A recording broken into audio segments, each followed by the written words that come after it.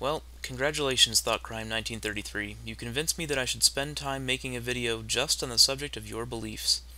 So to first answer your question from my questions video, as I promised I would, I do not avoid challenges to debate topics because the subject is difficult. I avoid challenges to debate topics that I don't believe to be even remotely arguable.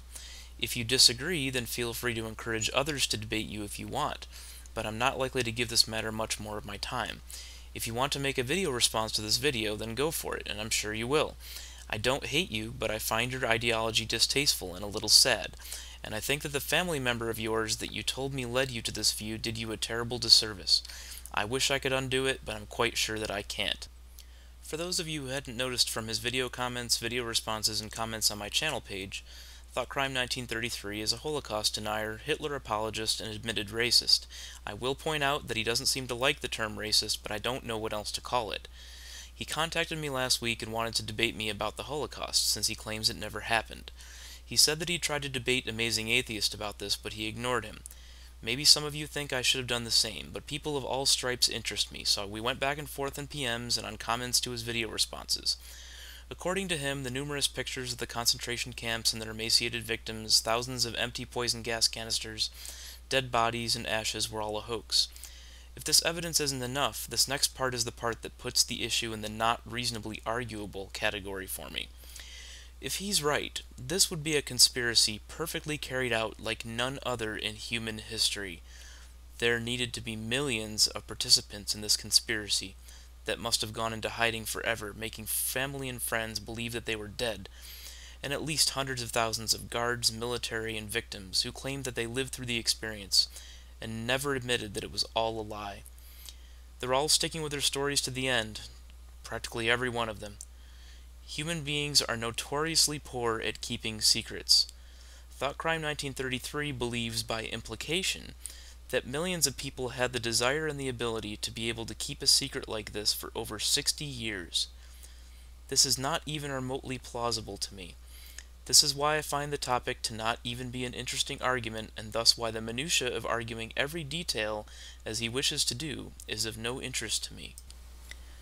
One of his other issues, besides Holocaust denial, is that he says that the Amazing Atheist and I, among many other atheists on YouTube, never criticize Jews in favor of criticizing Christians and sometimes Muslims.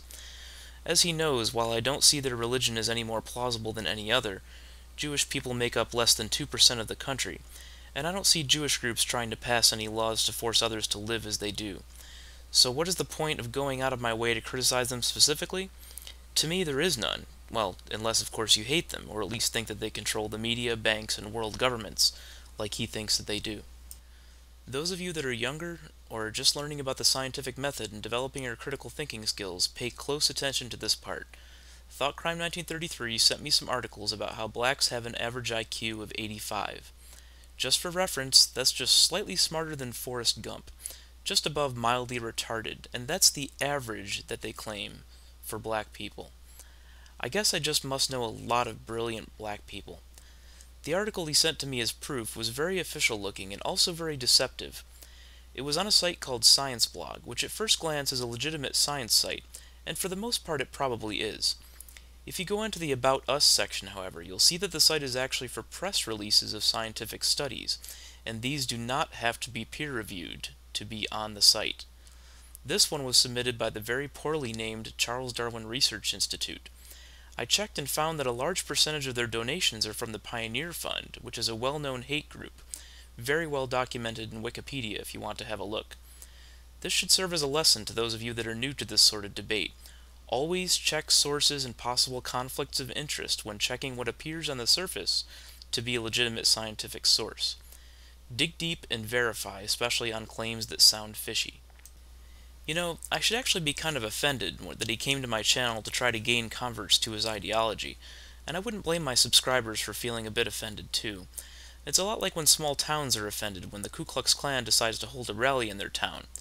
It means that the leaders of the organization feel that their town, or in this case, my subscribers, are fertile ground for being turned to the failed racist ideology of the past. Personally, I give you all a lot more credit than that. What does everyone else think?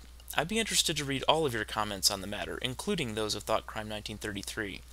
In the interest of fairness and equal time, I'd even encourage my users to come back to this video later and watch and comment on his video response to me when he posts it. Sunlight is a wonderful disinfectant.